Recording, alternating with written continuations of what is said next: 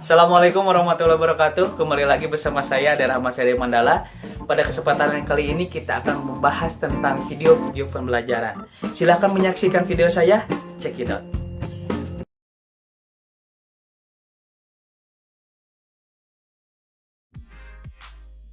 Assalamualaikum warahmatullahi wabarakatuh. Pada kesempatan kali ini kita akan membahas tentang perkembangan pemikiran filsafat dalam dakwah Islam.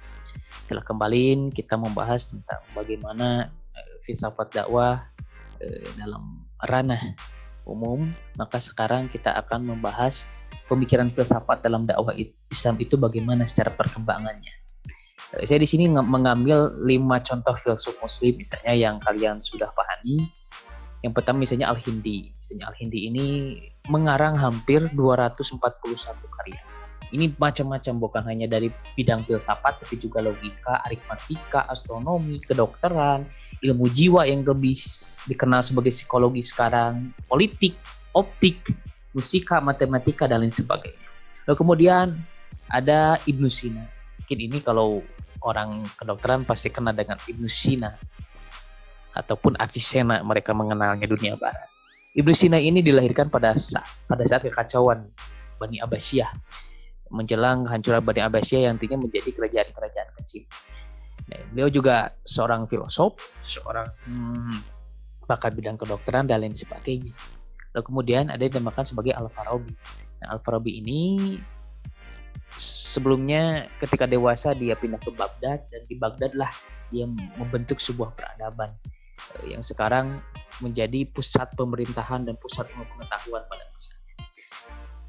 Lalu kemudian ada Al-Ghazali. Nah, Al-Ghazali ini dia dipandang sebagai pakar dalam berbagai keilmuan, termasuk dalam hal filsafat, dan salah satu karya paling terkenalnya adalah Tahafut al-Falasifah ataupun kerancuan dalam berfilsafat. Nah, ini kenapa dia membuat sebuah karya tersebut ini untuk menangkal paham-paham batinnya yang sesat ataupun paham-paham filsafat yang sesat pada saat itu. Maka terbitlah kitab tersebut.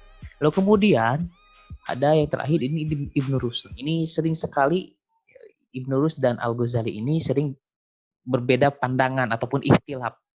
Salah satunya adalah misalnya nanti dia seorang ulama besar yang penggagas ataupun pengulas filsafat Aristotelian. Nah, sejak kecil sampai tua, dia tidak pernah meninggalkan ataupun terputus bacaan ataupun tentang penelaahan kitab-kitab. Dan salah satu kitab yang paling terkenalnya adalah Tahafut at-Tahafut. Yang ini adalah mengkritisi tentang pemikiran ataupun buku dari Al-Ghazali, Tahafut al-Falasifah. Ya, tadi, maka Tahafut adalah kerancuan dalam kerancuan. Jadi apa yang dirancukan oleh Al-Ghazali itu menurut Ibn Rushd adalah rancu. Kalian bisa baca kedua kitab ini, sekarang sudah ada terjemahannya dalam bahasa Indonesia. Langsung saja, di sini ada 7 pembahasan mengenai perkembangan filsafat dalam dakwah Islam. Pertama misalnya periode kenubuahan. Pertama itu adalah periode kenubuahan. Yang kedua ini ada periode Khulafaur Rasyidin, yang ketiga periode tabi'in, yang keempat periode tabi'in ma'ut tabi'in, yang kelima pasca periode tabi'in ma'ut tabi'in, yang keenam ini periode modern, dan yang terakhir aktivitas pemikiran dakwah sebagai aktivitas kebudayaan peradaban Islam. Nah, kita langsung bahas pada yang pertama. Ini ada dinamakan dengan periode nubuah. Nah, periode nubuah ini saya bagi menjadi 5 pembahasan. Yang pertama misalnya, periode nubuah ini adalah kegiatan dakwah pertama dari para nabi, dan tujuan mereka yang terbesar di setiap zaman dalam setiap lingkungan adalah, jadi periode nubuah ini adalah kegiatan dakwah pertama dari para nabi dan tujuan mereka yang tersebar di setiap zaman. Di setiap zaman pasti ada bentuk kegiatan dakwahnya masing-masing. Nah, tapi yang paling umum adalah tentang 2 hal. Yang pertama itu tentang menegakkan keyakinan tauhidullah, bahwa tiada Tuhan selain Allah, dan yang kedua adalah beribadah kepadanya. Jadi yang pertama adalah menegakkan keyakinan tauhidullah, yang kedua adalah untuk menegaskan bahwa beribadah itu hanya kepada Allah, tidak boleh dinamakan dengan musyrik, mensekutukan Allah. Nah, ini menjadi tugas fitri kemanusiaan bagi yang kedua. Manusia itu sebagai khalifah, dan yang kedua sebagai Abdullah. Yang pertama sebagai pemimpin, yang kedua sebagai budak. Dalam bersamaan kita menjadi pemimpin dan dalam waktu yang bersamaan kita menjadi pemimpin dan menjadi budak. Pemimpin bagi umat ataupun pemimpin bagi manusia, pemimpin bagi seluruh alam ataupun pemimpin bagi dunia ini, manusia ini. Bahwa yang kedua sebagai Abdullah, sebagai hambanya Allah Subhanahu wa taala. Nah, yang kedua, pesan utama tentang perjalanan hidup manusia. Jadi pada nabah ini membicarakan pesan-pesan utama tentang perjalanan hidup manusia yang secara garis besar itu dibagi menjadi 3 macam. Yang pertama ada disebut sebagai al-mabda. Al-mabda ini adalah asal kehadiran manusia. Jadi manusia itu hadir dari apa? Di mana? 5W 1H. Di mana, apa, dan sebagainya. Kalau dalam istilah filsafat disebut sebagai ontologi, keapaan. Lalu yang kedua ini ada yang dinamakan sebagai al-wasat. Al-wasat ini adalah keberadaan manusia di alam kesadaran dunia. Jadi keberadaan manusia di dunia itu sebagai apa? Kalau tadi balik kepada tugas fitri kemanusiaan, tugas suci kemanusiaan manusia itu adalah 2. Yang pertama adalah sebagai khalifah, sebagai pemimpin. Yang kedua sebagai Abdullah, sebagai hamba Allah di muka bumi ini. Lalu yang ketiga adalah al-ma'ad. Al-ma'ad ini adalah tempat kembali mempertanggungjawabkan tugas fitri manusia. Artinya, pesan dari perjalanan hidup manusia adalah nanti kita ada tempat kembali ini sebagai tempat persinggahan saja dunia. Maka kita akan kembali dan mempertanggungjawabkan tugas yang sudah kita lakukan di dunia ini apa. Itu adalah pesan utama tentang perjalanan hidup manusia. Nah, yang ketiga, periode nubuah ini ada tugas-tugas kenabian. Nah, tugas-tugas kenabian secara garis besar itu dibagi menjadi 3 macam. Yang pertama adalah seruan untuk beriman kepada Allah dan keesaan. Jadi tugas Nabi adalah menyerukan keimanan kepada Allah dan keesaan. Yang kedua adalah iman kepada hari akhir dan balasan terhadap amal-amal pada hari. Jadi tugas Nabi adalah menyampaikan keimanan kepada hari akhir dan balasan terhadap amal-amal pada hari. Dan yang ketiga, yang terakhir adalah penjelasan hukum-hukum yang di dalamnya terdapat kebaikan dan kebahagiaan manusia di dunia dan di akhirat. Jadi penjelasan tentang hukum-hukum yang di dalamnya terdapat kebaikan dan kebahagiaan manusia di dunia dan di akhirat. Lalu yang keempat, periode nubuah ini dari 25 nabi yang disebutkan dalam Al-Quran itu ada yang diberi 3 secara garis besar. Yang pertama diberikan Alkitab, ada yang diberikan suhuf, dan ada yang diberikan hikmah. Nah, kita ketahui bahwa yang diberikan kitab misalnya hanya 4. Misalnya Nabi Musa dengan Tauratnya, Nabi Daud dengan Jaburnya, Nabi Isa dengan Injilnya, dan Nabi Muhammad dengan Al-Quran. Kemudian ada juga yang diberikan suhuf, lembaran-lembaran wahyu. Suhufil ula, suhufil Ibrahim wa Musa. Jadi suhuf ini adalah yang pertama sebelum diturunkannya Alkitab. Lalu kemudian ada nabi-nabi yang diberikan hikmah selain Alkitab. Misalnya ada Nabi Daud, Nabi Sulaiman, Nabi Isa alaihissalam, dan Nabi Muhammad SAW. Dan ada seorang lagi yang dia bukan nabi tapi diberikan hikmah oleh Allah Subhanahu wa taala. Dan dia juga termaktub dalam salah satu surat dalam Al-Quran, itu Luqman Nul Hakim, atau dikenal sebagai Luqman. Ataupun ada Quran surat Luqman. Ini untuk mengabadikan beliau. Ada Quran surat. Nah, sebenarnya siapa Luqman? Kenapa Luqman bisa menjadi, padahal dia manusia biasa, bukan seorang nabi, tapi dia bisa menjadi salah satu bagian surat dalam Al-Quran. Maka dia bukan orang sembarangan. Maka di sini yang terakhir kita akan membahas siapakah itu Luqman. Nah, Luqman ini sebenarnya ada berbagai pendapat.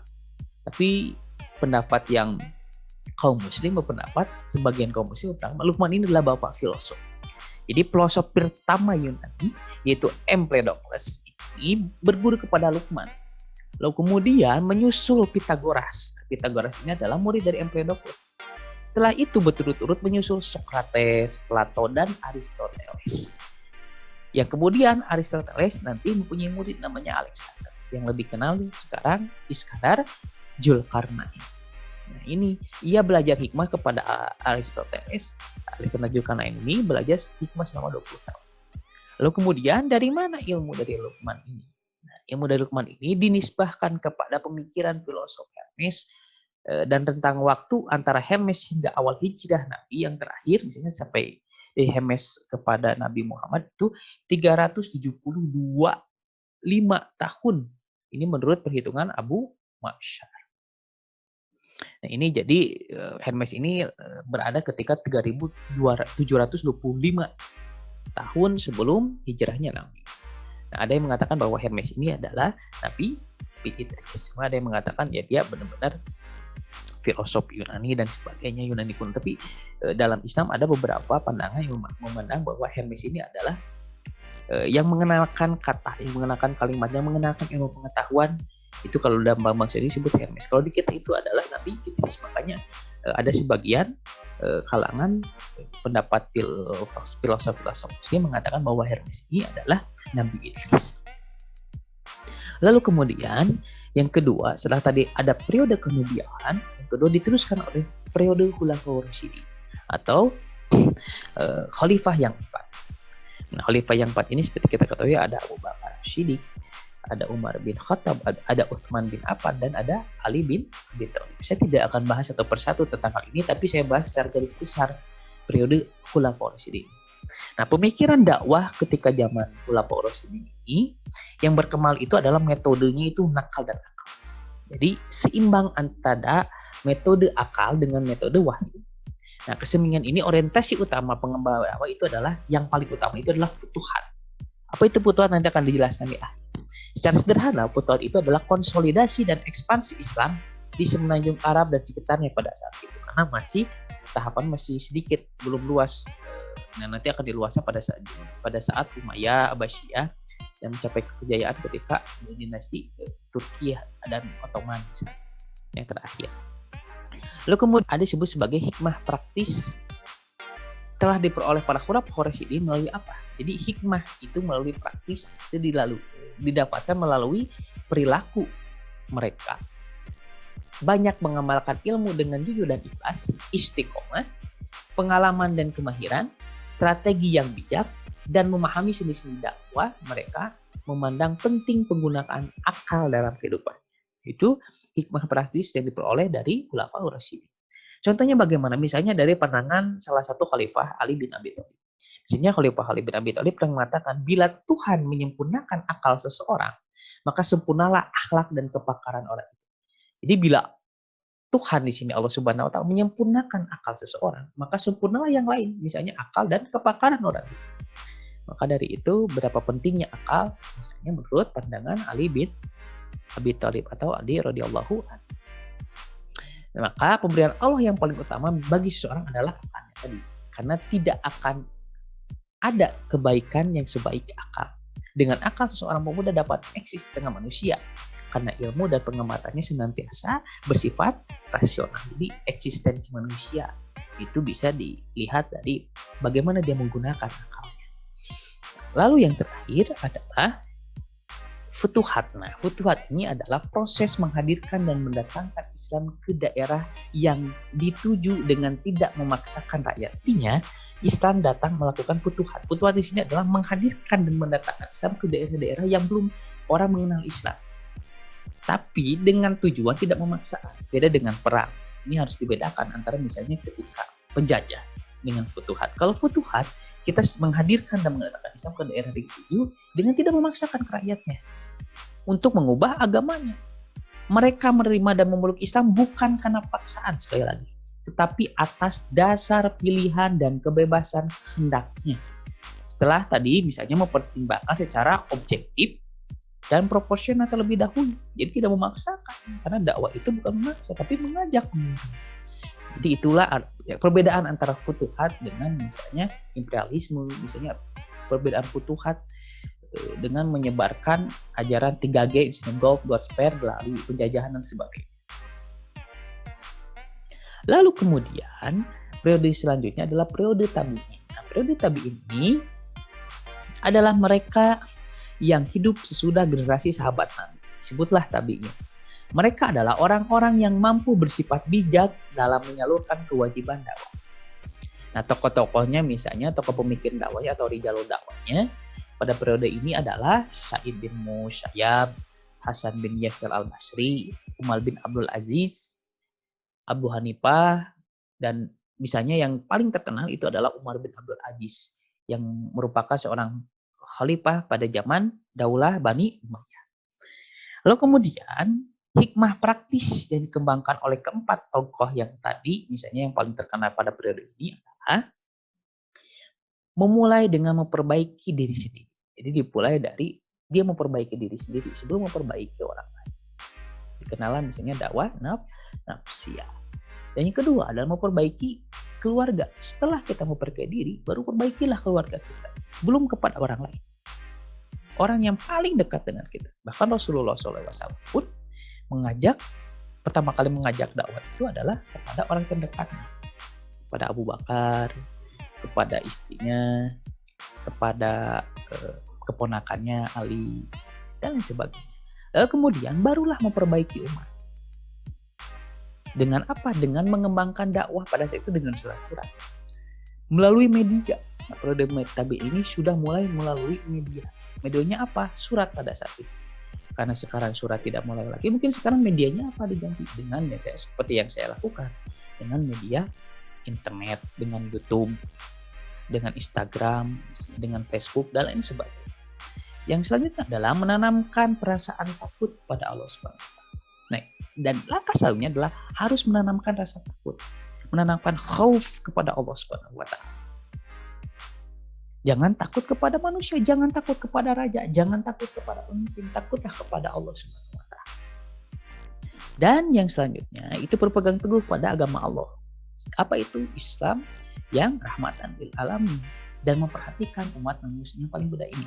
Pada periode ini dia memperhatikan manusia, walaupun dia tidak mau masuk Islam misalnya, karena tadi futuhat dia tidak memaksakan, maka dia juga memperhatikan umat manusia tidak dikesampingkan seperti zaman ketika sebelum zaman Romawi, zaman Yunani dan sebagainya.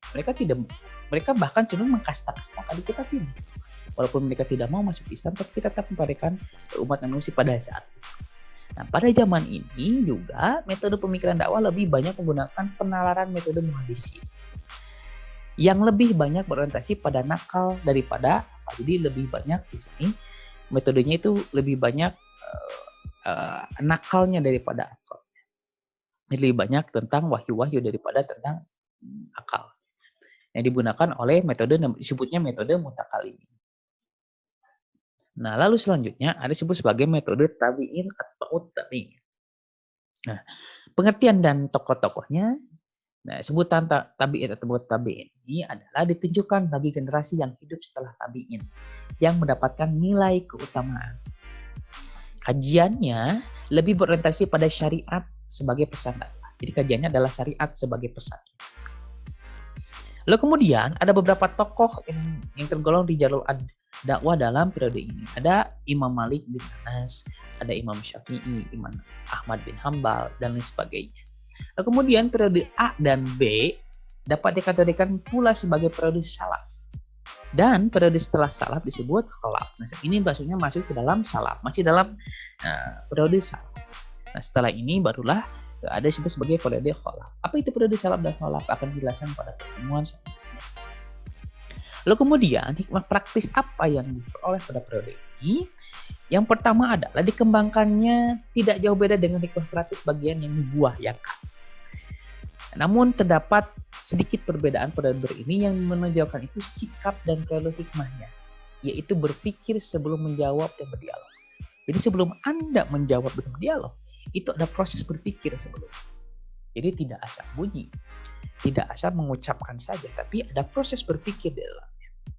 Yang kedua adalah menolak sesuatu secara bijak dan bertindak tegas dalam hal kebenaran. Jadi ketika dia menolak sesuatu itu dengan cara yang bijak, tidak cara yang keras. Caranya kalau sekarang itu cara yang halus dan sebagainya. Dengan menggunakan misalnya teknik-teknik retorika yang baik supaya orang tidak tersinggung ketika menolak secara bijak dan bertindak tegas dalam hal kebenaran. Nah, ini paling bagus adalah bertindak tegas dalam hal kebenaran. Ini hikmah praktis dari periode ini. Dan terakhir, hikmah secara teoritisnya, kalau tadi praktis, ini teoritisnya adalah yang dikembangkan pada periode ini metode penalaran mutakalimin dengan tidak mengabaikan metode penalaran muhadisi. Jadi seimbang antara nakal dengan akal. kalau bisa ingin lebih paham tentang periode ini, bisa membaca biografi tabi'in dan tabi'atnya. Ini dari Dr. Abdul Aziz Ash-Sha'rawi. Ini ada bukunya, contoh bukunya bisa kalian cari ataupun bisa kalian baca untuk memperdalam tentang periode tabi'in. Nah, lalu selanjutnya adalah pasca periode tabi'in. Nah, pasca periode ini adalah dikategorikan tadi sebagai periode khalaf. Nah, sesuatu periode dengan 300 setelah zaman Nabi. Jadi setelah zaman kenabian Nabi Sallallahu Alaihi Wasallam, zaman 300 setelah Nabi, ini sebagai zaman khalaf. Nah, hikmah teoritis dan praktis yang dikembangkan adalah ini mulai dengan metode penalaran yang pernah berkembang sebelumnya. Ini ditandai dengan munculnya corak-corak pemikiran di dalam bidang kajian Islam. Hasil apa? Hasil akumulasi dari interaksi antar budaya. Ini mulai masuk budaya-budaya, maka ada interaksi antar budaya. Ini membedakan dengan antara khalaf dengan salaf. Nah, interaksi budaya ini adalah perjalanan kita sebagai aktualisasi dari hikmah. Interaksi budaya ini sebagai aktualisasi dari hikmah ataupun pemikiran filosofis tentang dakwah. Maka hikmah secara teoritis dari segi metodologi pada periode khalaf ini dapat dibagi menjadi dua bagian. Yang pertama adalah kelompok pengguna penalaran Isyraqi ataupun Illuminationisme. Nah, yang mendukung tentang dikembangkannya pemikiran Plato dengan tidak mengabaikan metode nakal. Ini dikembangkan terlebih dahulu oleh Plato dengan tidak mengembangkan metode akal tapi tidak mengabaikan nakal. Nah, ini adalah kelompok yang pertama ataupun disebut sebagai Isyraqi. Yang kedua adalah kelompok penalaran Masya'i atau peripatetisme. Ini pendukung metode yang dikembangkan oleh Aristoteles. Kalau tadi oleh Plato, yang kedua Aristoteles. Dengan tidak mengabaikan metode nakal. Jadi dua-duanya ini metodenya tidak mengabaikan metode akal, artinya tidak mengabaikan wahyu. Jadi walaupun kita menggunakan metode akal tapi tidak mengabaikan wahyu. Nah, rijal dakwahnya pada periode ini sebenarnya banyak. Misalnya muncullah kelompok-kelompok pada zaman ini. Misalnya muncullah Mu'tazilah, berkembangnya Asy'ariyah, dan adanya kaum Syiah. Nah, mereka telah mengkaji tentang konsep teologi ini sebagai pesan dakwah, konsep manusia dan konsep Allah. Ini yang berbeda antara muncullah kelompok-kelompok di sini ini pada saat periode tabi'in tabi'in. Lalu kemudian muncul kalangan sufi. Nah, kalangan sufi ini muncul kemudian metode irfan ataupun irfan. Metode irfan ini adalah pemikiran mereka lebih menekankan pada konteks dakwah nafsiyah yang tadi internalisasi ataupun proses tazkiyatun nafs, pembersihan dari diri sendiri.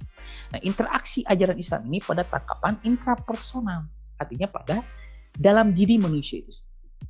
Bisa bentuknya antar pribadi dan kelompok di atas dasar cinta kepada Tuhan dengan tidak mengabaikan dasar syariat yang lebih mengatur aspek perilaku lahiriah. Jadi walaupun di sini metode irfan ini, walaupun karena pada konsep dakwah nafsiyah ataupun internalisasi ajaran Islam pada diri interpersonal ataupun antar pribadi kelompok kecil, tapi atas dasar cinta kepada Allah dan tidak mengabaikan syariat.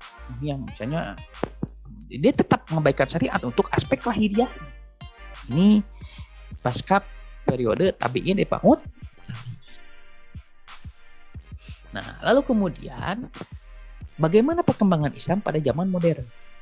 Nah, periode modern ini merupakan era kebangkitan Islam. Kalau misalnya Islam pernah mengalami kemunduran, setelah mengalami kejayaan hampir 4 abad lamanya, lalu kemudian Islam mengalami kemunduran 14 abad lamanya, Islam mengalami kemunduran. Nah, periode ini tadi misalnya periode yang tadi sekarang adalah perkembangan Islam pada zaman modern itu mengalami sedikit kemunduran. Kebangkitan Islam ditandai dari pejuang Islam yang berpikir dan mencari jalan untuk membalikan balance of power. Bagaimana kekuatan ini supaya seimbang terhadap penjajahan Barat yang menguasai dunia Islam pada saat itu. Maka di era ini lahir beberapa tokoh-tokoh seperti Jamaluddin Al-Afghani ataupun Muhammadin Abdul Wahab dengan Wahabinya misalnya, ataupun misalnya Muhammad Rashid Ridho yang mendirikan negara Pakistan. dan para pendukungnya sejak tahun 18 Masehi sampai sekarang. Jadi pada saat awal abad ke-18 sampai dengan sekarang. Yang terakhir, aktivitas pemikiran dakwah sebagai aktivitas budaya dalam peradaban Islam ini dibagi menjadi secara sederhana 3 bagian. Yang pertama, pemikiran dakwah dalam kajian sejarah. Yang kedua, periode klasik. Yang ketiga, periode modern. Yang pertama, pemikiran dakwah kajian sejarah. Maka di sini pemikiran dakwah itu lebih penelusurannya, misalnya pelacakannya, pengkajian, perkembangan pemikiran dakwah ini dipandang sebagai aktivitas kebudayaan dan peradaban Islam. Maka harus menggunakan alur berpikir kesejarahan.